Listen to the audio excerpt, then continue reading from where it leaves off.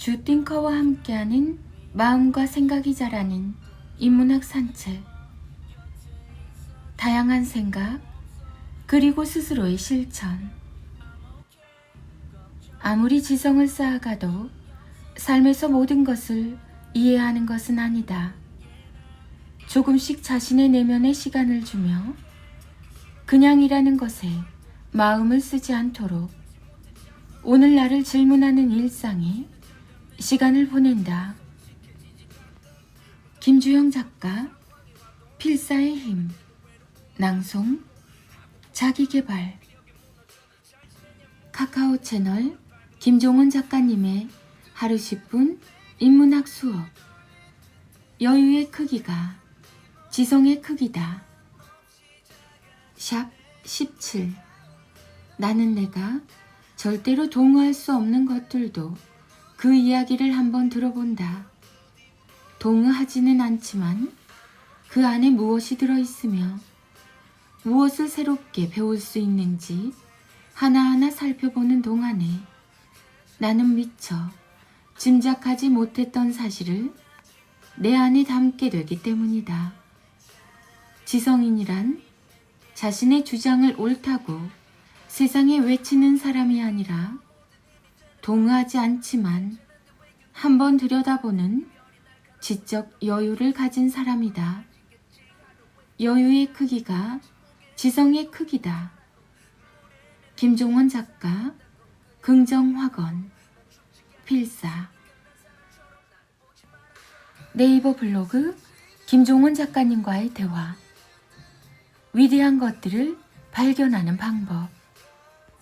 훌륭한 댄서를 보려면 음악과 함께 감상하면서 얼마나 음악과 어울리는지 확인하면 알 수 있지만 그 수준을 한없이 뛰어넘는 위대한 댄서를 만나기 위해 가끔 나는 볼륨을 0으로 줄이고 소리 없이 춤만 감상한다. 음악이 모두 사라진 자리를 홀로 더 충만하게 채울 수 있는지를 확인하며 위대한 것들은 내게로 온다. 뭐든 위대한 수준에 도달하려면 홀로 자기만의 존재로 빛나야 하니까. 카카오 스토리 김종원 작가님의 기적의 필사법. 우리 집은 작아야 전세야? 우리 집은 왜 이렇게 작아? 나는 왜 내 방이 없어? 친구 집은 거실도 엄청 넓더라. 친구와 비교하며 불평하는 아이에게 꼭 이렇게 말해주세요. 대화편. 우리 먼저 한번 생각해보죠. 우리 집은 작아야 전세야? 이런 질문을 왜 아이가 갑자기 하는 걸까요? 이유는 간단합니다. 주변 친구나 어른들에게 그런 식의 질문이나 이야기를 들어서 그렇죠. 사실 문제는 이런 질문을 서슴지 않고 상대방에게 던지는 어른들에게 있습니다. 실례지만 집이 자가인가요? 전세인가요? 실례지만이라는 표현을 붙이기는 하지만 표정에서는 전혀 신뢰한다는 느낌이 들지 않죠. 너무나 당연하게 묻는 그들에게 그걸 알아서 뭐 하시게요? 라고 응수하기도 참 애매한 게 사실입니다. 게다가 질문은 거기에서 끝나지도 않죠. 자가라고 답하면 다시 바로 빌라야, 아파트야? 라는 질문이 끈질기게 비집고 들어오기 때문입니다. 최악의 경우는 앞에서 스마트폰을 꺼내 직접 아파트 이름을 검색하더니 시세를 알아보는 무례한 사람도 있습니다. 구분해서 따지려고 묻는 거 아닙니다. 정보를 교환하려고 그러는 거죠. 전세, 월세 산다고 무시하는 거 없어요. 이런 식으로 정당화를 하는 사람도 있지만 알고 보니 학부모 모임에서 나만 전세인 것을 알게 되면 괜한 걱정도 들지요. 옆집이랑 인사할 때나 학교에서 친구랑 집에 대한 이야기를 나누고 돌아왔을 때 혹은 학부모 모임에서 같은 경험을 하면서 아이 때문에라도 무리해서 집을 사야 하나 싶은 생각이 들며 무기력한 상태에 빠지죠. 그런 속물들은 무시하자. 스스로 자신감을 가지면 되지. 이런 말로 그런 상황을 그냥 스치는 것은 오히려 가정과 아이에게 좋지 않습니다. 아이 입장도 생각해야 하기 때문이죠.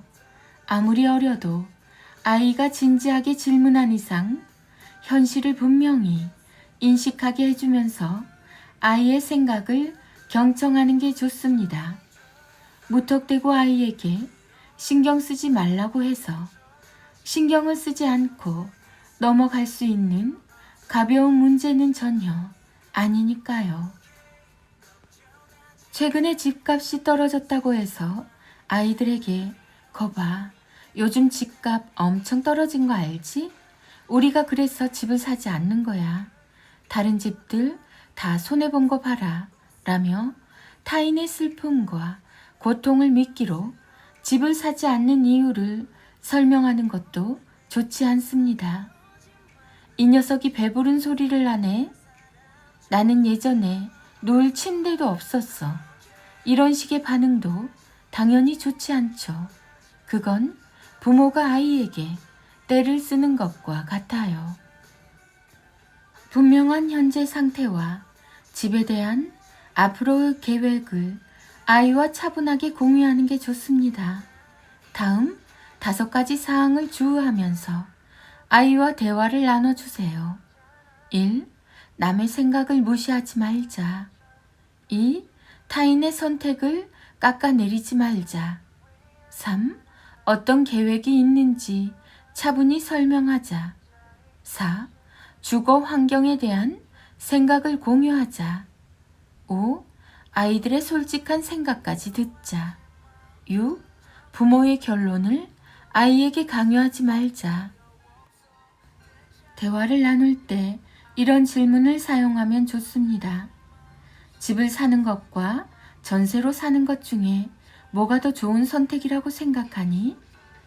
그렇게 생각하는 이유는 뭐야? 친구가 더 크고 비싼 집에 산다고 말하면 네 기분은 어떨 것 같아? 왜 그런 기분을 느끼게 되는 걸까? 모두에게는 각자의 계획이 있잖아. 우리 집 계획에 대해서 넌 어떤 생각이야? 네가 부모 입장이라면 어떤 선택을 했을까? 자기 방이 없어서 불평하는 아이에게는 이런 식의 말을 전하는 게 좋습니다. 네 방이 없어서 많이 불편했지? 갑자기 없는 방을 만들 수는 없잖아.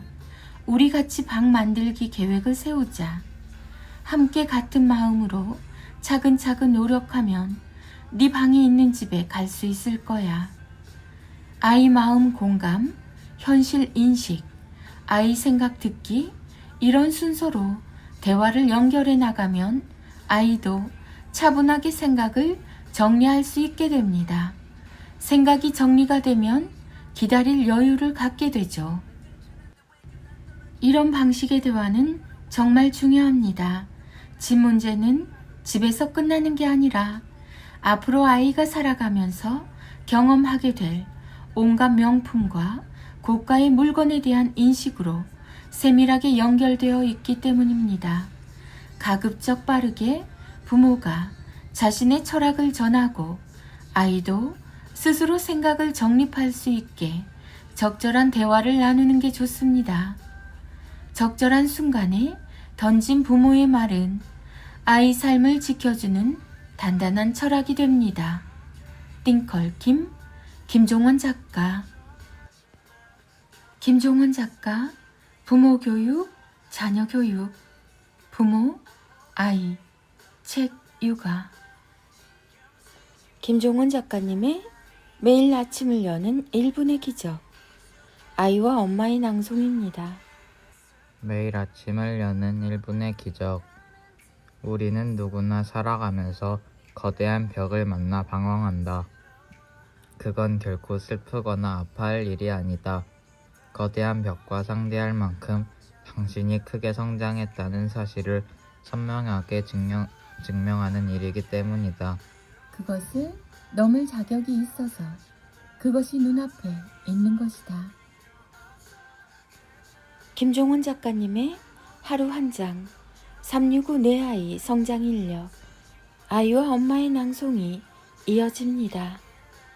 하루 한 장 365 내 아이 성장 인력. 억지로 무언가를 하지 말고 마음이 원하는 길을 걸을 수 있게 자신을 그냥 마음에 맡기세요. 그 길의 끝에서 당신에게 꼭 필요한 것을 만날 수 있을 겁니다.